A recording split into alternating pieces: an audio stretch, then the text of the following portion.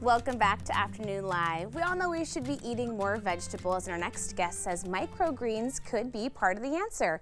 Here to share why microgreens pack a big punch, we welcome Master Gardener Dot O'Veary. Thanks for joining us. Thank you. And bringing us all these cool things to show off. So first and foremost, what are microgreens and why are they nutritionally so valuable? So what microgreens are is the young early sprouts of vegetable seeds, herbs, and other types of edible plants. So they're things we might know and love already, just kind of a young version of them? Absolutely. Okay. And that's where their nutritional value comes in, is that because it's early in their growth, they're packed full of vitamins and antioxidants. So that's where their big nutritional punch comes from. Amazing. So you're going to talk to us today about cultivating your own microgreens, because we can do this. You're here to teach us. Yes. And that's one of the things that I love about microgreens. They're easy.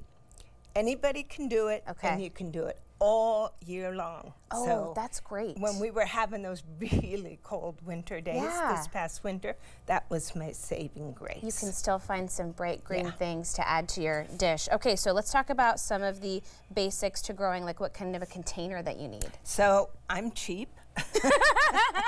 We're all on a budget, Dot. I use recycled items. Perfect. So this is like probably a small tomato container. Okay. What I like about this one, it's got a lid because that's important. Okay. And it's got holes in the bottom so it's easy to water. Genius. And I didn't have to do anything to get it there. Okay. I used my little plastic spoon and a leftover meat container to catch the water. You are resourceful. And the other thing that's really great about this is it makes it fun to work with young kids. For sure. So, you know, again, you need a winter garden. project. Yeah. So That's tell me a about great what way kind to of do it. soil we should be looking for. So I just use regular potting mix. I put it in a baggie to bring it in today. Okay. Nothing special, but you do want clean soil. Okay. So it's not good to go out and dig up dirt from your yard. You've got all kinds of microbes and potential pathogens that might be in that dirt. Okay. Since we're eating this, we want clean. We're going to start fresh. Let's talk about what kinds of seeds to look for. Do you have favorite things that you love? So my favorite is this one, sunflowers, and the reason that I like it is because it's got a very nutty flavor, just like the sunflower seeds. Yummy. Okay. Yes. And are all of these things accessible in a microgreen version? Yeah. Well, there is no microgreen version. They're just seeds. Sure. So, sure. yeah. Yes. And then these I brought. Beets are great because if you're looking for colors, right. The seedlings are actually red. And they have so much nutrition in those as well. And the same with the corn.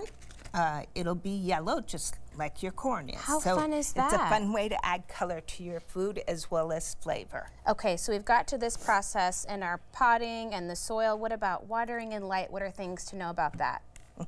Water, we're going to spritz the soil, get it good and moist before we put the seeds on. Okay.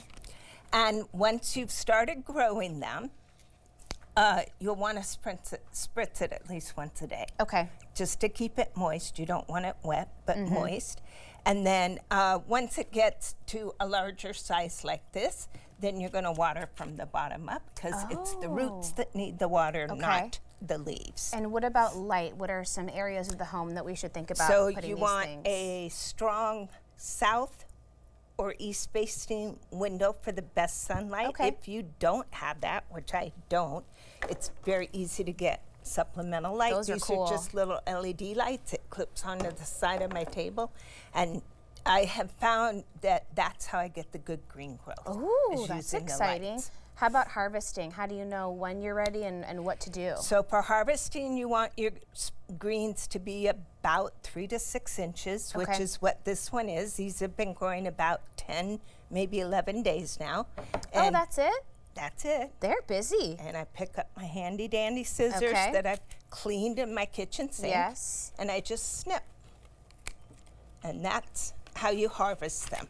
Once they've been harvested, you can let them continue to grow. They will get a second growth, But that second growth is not as flavorful and doesn't have as much nutrition. Okay, so are you going to want to compost what's left over or find another That's use what for I it? do. Okay. Yes, I compost it, and I, have a dirt bin, and I can turn it so that There you it's go. getting Can I regenerated. take a taste of one of these guys? Absolutely, Let me please see do. here. Now tell me about what are your favorite This- uses for these things? What kind of dishes do you like to add them to? So you just had Chef Melvin on, and he actually used some of the microgreens in Beautiful. his smoothie. And your next guest, Chef Ron, is going to use them as a garnish. So those two very common You've uses. got it all played out for us right here today, A to Z. Yep. Amazing. Thank you It's so fun to much. do. Yeah, and easy. And like you said, And this is a easy. good gardening 101 for the kiddos. Yeah. Rain and or shine. cheap, right? You're speaking my Yeah. language, Dot. Thank you again. Thank It was you. great chatting with you. We'll have more information on our website at katu.com. We'll be right back with more Afternoon Live right after this.